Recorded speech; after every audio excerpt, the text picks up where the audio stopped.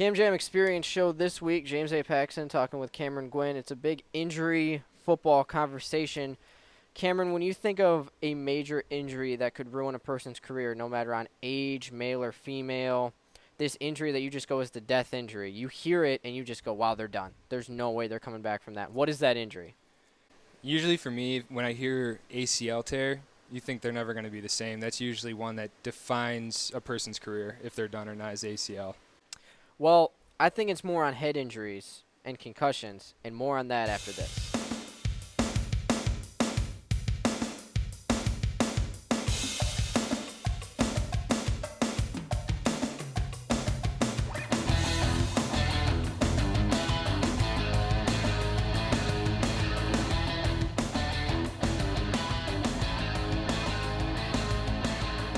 Yes, welcome back to the Cam Jam Experience. This is sidebar number 2. We're going to be talking about CTE, concussions, and head injuries in football. It's a big conversation I wanted to have because it's going to be the killing point of the NFL if they don't fix it. A couple years ago, there was a football game late in the regular season where Cleveland Browns quarterback Colt McCoy got knocked out, and he was on the sideline, and it was very clear he had a concussion, but he got to go back in the game, and he got more injured because of that. Right. There was an instance 2 years ago where luscious lefty quarterback Shane Morris of the Michigan Wolverines had the same thing happen to him, where he went back out, and he couldn't even walk. It was a terrible instance to see him try to go back and play when he couldn't even be a human being. More and more stuff like this is happening where people come back into the NFL and come back from injuries, and I don't think people are doing enough for it. There was a movie called Concussion that had Will Smith. It was such a good movie. And it was more of an informational movie, I think, than entertaining. It really was. I think it had both aspects for me, being a sports guy and seeing what the NFL did to kind of shut that down. But very factual, very informational. Well, I do believe that the NFL will not exist in 20 years if this continues. Definitely. More and more players are retiring at young ages through fear of injury, through other injuries, through fear of not being able to be with their families or being able to function. And I think it's something that needs to be talked about more, because you need to do something with these helmets. You need to do something with health. You need to do something with, if a player gets knocked out of a game, when do they come back? How long are they knocked out? Et cetera, et cetera. And it's more of, will CTE and head-related injuries ruin the NFL, or will the NFL find a way to fix it? Because nobody likes the commissioner we have. He doesn't fix much except for a fine. Most of the NFL's problems involve health. No, you can't smoke pot, but you can take as many medical drugs that could physically kill you as possible. They're just handing them out. They're like Tic Tacs. No, you can't do this, but you can do this. Exactly. It's not fixing anything. In my opinion, it hasn't fixed anything since he's been the commissioner. But will he get this issue right? Because I personally believe CTE and concussions will destroy the National Football League. I totally agree, and I don't think he's going to get it right by any means. I don't think he's going to he'll do a little bit to fix it, and they'll say that they're doing a lot to fix it. But these players are getting smarter. Science is getting way better. People are starting to understand what concussions really are. And one person that I instantly, when I think of concussions in the NFL, I think of Luke Kuechly, the linebacker from the Panthers. He got rocked. And seeing his reaction after, knowing, oh no, something's wrong. My head is not right. He was sobbing.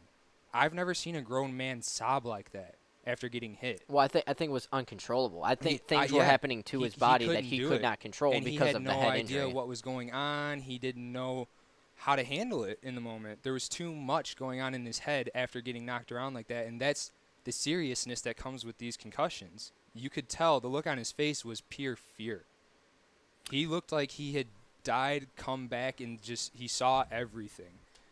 Well, the reason that game kind of showed all of that, it was a Thursday night football game. Yep. It was nationally televised. People got to see, who usually don't watch it. For example, if you're a Seattle Seahawks fan and it's Sunday and you're watching the Seattle Seahawks on Sunday, You you're might have not missed that game. you're not going to watch that game Right. because it's in Carolina, it's on the East Coast. So I'd say luckily, but unluckily because of the situation, people got to see that, and more people. That made an effect on a lot of people. It's good that people got to see it. It sucks that it had to happen that right. way. I'm glad that people saw it because I know it made an effect on people, and especially football fans. It had to have. It made an effect on me watching him. It made an effect on me too. He's one of the toughest, best defenders in the NFL, and he got rocked so hard, he probably couldn't even remember where he was. No, he probably had no idea what was going on. But that could end his career. That could. That hit right there could come back to haunt him, or he could be okay. Head injuries are the most confusing thing in the world. It's crazy because we saw it with Crosby. Yes. Crosby got a concussion. He was out for, 3 months before he came back. And he just now underwent concussion protocol. May have gotten another concussion when he got the stick hit in the face from Ovechkin and then cross-checked in the face. But he's already skating and everything. You never know with head injuries. Now, I played athletics for most of my life. I was a baseball player before anything. I never got a head-related injury or a concussion. Did you ever experience that? Yeah, just like you, I played a bunch of sports growing up. I played basketball, soccer. I've had, from what I can remember, probably 3 concussions. One of them went untreated, and the other 2 I got checked out. I didn't realize how serious they were. The first one, and this is how badly they do affect you. I was 13 years old, and the ball we were using was a rock. So it hit me in the head, couldn't keep my balance, fell down, and I hit my head on the ground. You sure you didn't have a concussion before you decided to use a rock? It was, you know where I'm going with this. So I got hit in the head with the ball, and then the back of my head hit the ground. Obviously, I was shaken up. All I remember after the game was having 3 teammates help me off the field because I was just dead weight. I couldn't function at the moment. So then all I remember is going to my grandma's house and feeling completely hazy. I don't remember what was said. I just remember sitting on my grandma's couch just seeing stars everywhere. It really puts you in a weird spot where you have no idea what's going on. You're almost just like a lifeless person. And then the other 2, I actually got treated, and that the treatment helps a lot more. You're back on your feet quicker. You're able to assess what's going on. That's what's scary about the NFL just sending players back out there. But does the treatment completely cure the concussion? There's no way to completely cure it because every person's different, but it helps. It does definitely help. Do you think the NFL has adequate treatment for these players? I don't think it's good enough. I think they're getting better, but it's not good enough. I think the best one for head injury treatment is probably the NHL.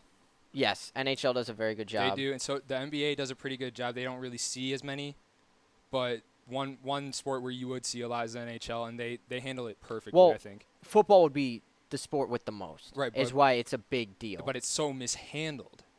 That's right. the biggest issue. Right. And the story came up a couple days ago where a defensive lineman for the Detroit Lions, he used to play for Baltimore, Haloti Ngata. He was a very good player. Yeah. Very well known. Solid player. Very smart. And so he decided to go get this checked out. He decided to go to a brain doctor. Jeff Kutcher, I believe, or Kutcher. Jeff Kutcher, who is a brain doctor. And he is in Brighton, right around your hood. 5 miles down the road. And they were looking in an MRI machine to look for CTE, which is chronic traumatic encephalopathy. I think it's encephalopathy. Thank you. And explain to people what CTE is real quick. I mean, CTE, as you heard, it's traumatic events happening to your head. It's multiple times being hit in the head, no matter where it is, side, crown, just straight in the face. It affects your head multiple different ways depending on how many times you have that impact, really. And someone like Haloti Ngata, who is a defensive tackle, chances are he's getting hit in the head almost every play, if not once, 2, 3 times. So that's very smart for him to go check it out because he's definitely he's got to have a little bit of head trauma after getting hit in the head so many times. Well, CTE can only be diagnosed in death, but you can still see signs of CTE when you're alive. Right. And so he decided to go to this doctor to contemplate going back on the football field again. He's 33 years old. He's been in the league for 11 years. And his quote is, "With all the things that's been going on with brains and stuff throughout the league, you hear that stuff, and me especially. I don't want to have problems as I get older. I want to be able to raise my kids and be able to play with them when they are teenagers." That's the scariest part about CTEs. It can hit whenever. He also decided to say that. No, I'm sorry. This isn't him. This is in the article, the doctor who we saw to see. It's not just players in mid careers or at the end of the careers or at the beginning of careers. It's anyone who does anything physically who could get hit in the head, could have a problem with CTE. This article was written in the Detroit Free Press and came out a couple days ago by Dave Burkett. The reason we're bringing this up is this came as a complete shock that someone decided to go off on his own who's not it's not a team doctor. No. He has nothing to do with the NFL. He has nothing to do with athletics. He's just someone who Haloti Ngata trusted and decided to say, "Look, man, I'm either not playing anymore or I'm playing anymore." It's Right. that serious. It's not tell me how serious it is or tell me what issues I have. It's either I'm done or I'm not. So help me out with this decision. And that's what the beginning part of the article says is that multiple athletes go to this guy, whether it's just Brighton area athletes, high school athletes, former players for professional leagues. A lot of people go to this guy. I think it's because he isn't athletic related. Exactly. It's, of course, because he's amazing. He's a really good doctor. And to my knowledge, he has a lot of resources in Brighton. Yes. The hospital is a very good hospital. Or the clinic where he Clinic, goes to. yes. It's not a hospital, it's a clinic. It's got emerging hospitals around the area. Ann Arbor, not too far from there. Okay.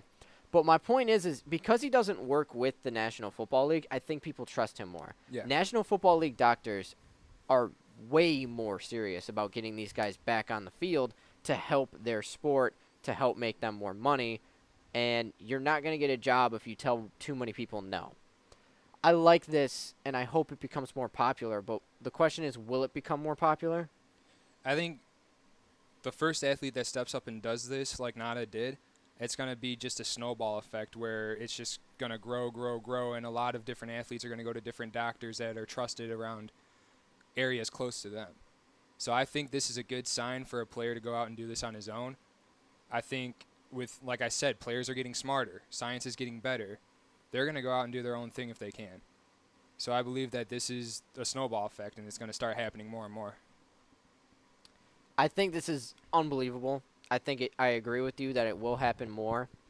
And this could save the concussion problem in the NFL. Yeah. And that is more people going to unrelated to the sport doctors.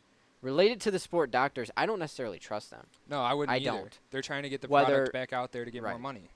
So, in my opinion, it's definitely going to get more popular, and it's an issue that needs to be talked about with the CTE and head-related injuries. I think this summer, way more players should get this done. I think it's a great idea. I know it's one of the worst things in sports when you get told you can't play anymore because of an injury. Right. But at the same time, It's a great thing to know, yes, especially with head injuries. it's one of the worst things in the world. Right. I mean, you're completely crushed because that is your career. But Especially somebody who made it to the professional league. That's been their whole life. right. And so it's not going to get fixed because I know these players. These players don't want to stop playing. These players want to play forever. But the fact is Ngata stepping up as a father, as a husband, and as a football player all in three. And I think that's something that's going to really make an effect on this league involving head injuries and may save the league. Totally agree. So let's got that serious conversation out of the way. Let's have some fun. So I remember when you came to me with the idea about Haloti Ngata, you texted me and you were like, I'm not sure how to say his name because it's got a weird spelling. It's Ngata, which you think would be said differently than Ngata, but it's not. So that gave you the brilliant idea of having a spelling bee. Well, every time Cameron and I have a serious conversation, we try to have a funny or comedic conversation as well. And so I have many things I can do to Cameron later in the shows and later in life to make him look dumb or try to mess with him a little bit. So he kind of put this one together after my idea. In reality, we are both not as smart as we may sound at moments. That's fair. So All right, let's get off. Let's get this spelling bee then. So this is the first inaugural. Oh my Ooh. God. Inaugural spelling bee. This is the first Inaugural ever sports Cam spelling bee. Jam spelling bee. And to make it clear to people, Cameron just took my phone away from me. Whoop. The computer that we use for information is turned off. And I have a piece of paper and pen to write to kind of help me out. Is that okay with you? No, that's totally fine. Okay. I want you to do first and last name, okay? And I made sure that it is people that you've heard of, except for maybe one of them. Okay. So let's start out with number 1. And how many do I have to get right to be acceptable? Where you'll be impressed? I'll be impressed if you get 3 right. 3? I have to get over 50? Yes. Okay. So the first one, you know this guy. He's won 2 Super Bowls, but he's thrown 0 interceptions. That's better than Peyton Manning, in case you were wondering. Oh, crap. Jimmy Garoppolo. Okay. So do I get some points if I get like the first name right and the last name right, or do I have to get the whole thing or nothing? How about this? We'll do 10 points altogether. You get first name right, it's 1 point. You get last name right, it's 1 point. And I have to get... You have to get... I want you to get at least 6 out of 10. Okay. Sound good? Jimmy. Yes. For Jimmy. It's 1 point. And then Garoppolo. G-A-R...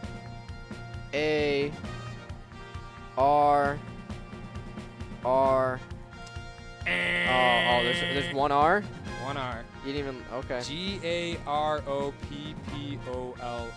That's a lot of letters. That's a lot more than you thought, isn't it? That's a lot of letters. All right, so let's move on to number 2. That was my NFL. I got one from all of them. Let's go to the NBA.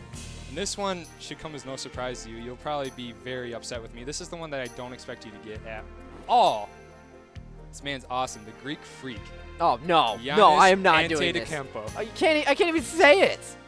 Giannis Antetokounmpo? Yeah, that's good. That's good. Okay. All right, how do you do his first name? All right. Giannis.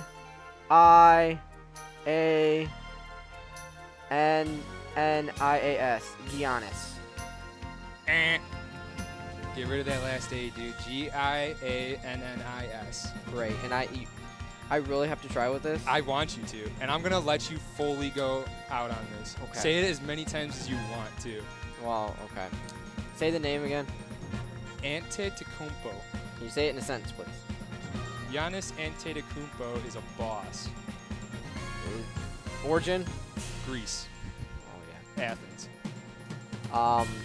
A T E K. Okay. A Oh, he's finally using the paper. T Oh, Antetokounmpo. A T E T All right, you know what? You're like the deer that just got hit by somebody in the road. I'm just gonna put you out of your misery, okay? I'm gonna put you out of your misery. There's not 2 T's, is there? It's there is. Okay. But you were forgetting. You messed up right away. Oh, I tried helping you by saying it a couple times. It's Antetokounmpo. No, wait, what? Antetokounmpo. Okay. Antetokounmpo. I wouldn't have gotten that in a million years.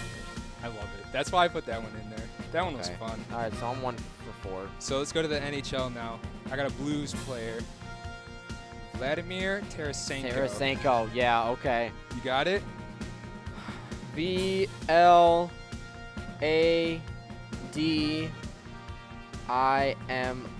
Vladimir. Yep, that's another point. Go ahead and mark it down. Okay.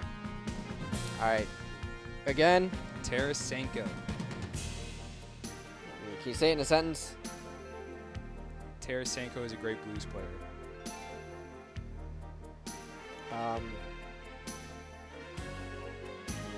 TARASENKO.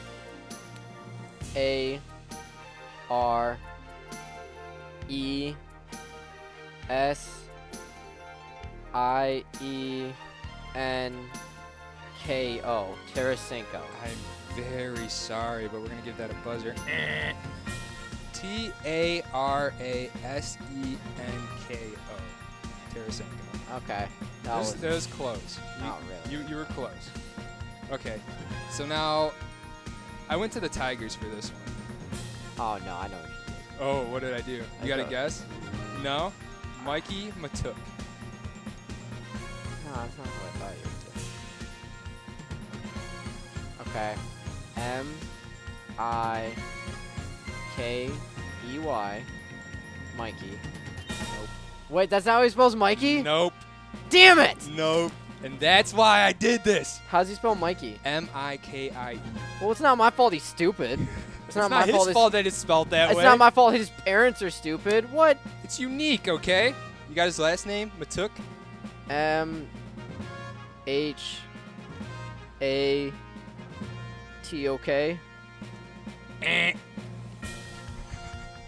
This is so much fun. What? How do you spell it? M-A-H-T-O-O-K. Matuk. All right. So now this is the one that I'm not sure if you've even heard of. So as you know, I played soccer, right? I was a goalie. Sure. When you play certain positions, you got to look up to certain guys. Well, the guy that I looked up to was this guy, Peter Cech. Okay. Plays for Arsenal now. He's a great goalie. He's the one that wears that headpiece, you know, to keep his head away from the concussions. Is he Russian? No, he's from the Czech Republic. Well, that's okay. That same thing. Okay. It's not the same thing. I'm just saying that it's same. It works for what I want with the spelling. Geographically, you're good. Okay. Go. Okay. Petr Cech. You just said it 3 different ways. Because in the States we say Peter, but for his native tongue, Okay, it's I Petr. think it's P-E-T-R. Ding, ding, ding. Okay, I got 3. The hope for 4. Do you have a bonus one? Like one you could just give me for a bonus real quick? Just think off the top of my head. How about this? Go ahead and spell Czech, and I'll Okay. think of one. C Z E C-H. Czech. Well, I thought it would like Czech Republic. I see where you were going with that. Yeah, that made sense. I was proud of you for actually thinking that. But no. C-E-C-H. There's no Z. Nope. No. I don't Z. get how they get the.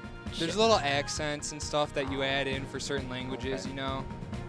That just happened to be one of them. So you want a bonus one? I want like. I'll give you an easier one, okay? Okay. Joel Embiid. That's not easier. I know it's J-O-E-L Ding, ding, ding. for Joel. Go ahead, mark yourself a point. Okay. Embiid. Okay. See, there's 2 different ways. Can I say both and then pick one, so I can just get all the letters So out? you're gonna okay. I'm sure, looking go for away it. from you. 'Cause I'm looking at Go for it, if bud. okay. Embiid is either E-M-B-E-A-D or E-M-B-I-D. So, is one of those right? Well, you gotta pick one before I tell you. But is one of those right? You have to pick one before I tell Is you. one of those right? No, neither of them are right. That's what I was asking. Okay. All right. Joel Embiid, you got the first name. Good job. Embiid is E-M-B-I-I-D. Why is there 2 I's right next to each other? Well, how does that make any sense? That doesn't make any sense. The 2 I's next to Embiid. Yep.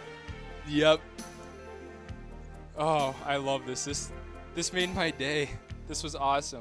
But that's all the time we got for That doesn't sidebar make number any 2. sense. We had the inaugural. The 2 I's together the- don't make any sense. We had the inaugural. Oh, jeez. All right. Sports spelling bee. That was Jimmy Paxson going to town on the sports spelling bee. Thank you guys for listening. Make sure to listen to the rest of our podcasts that we have. We got a lot more coming up next week. Thank you, everybody.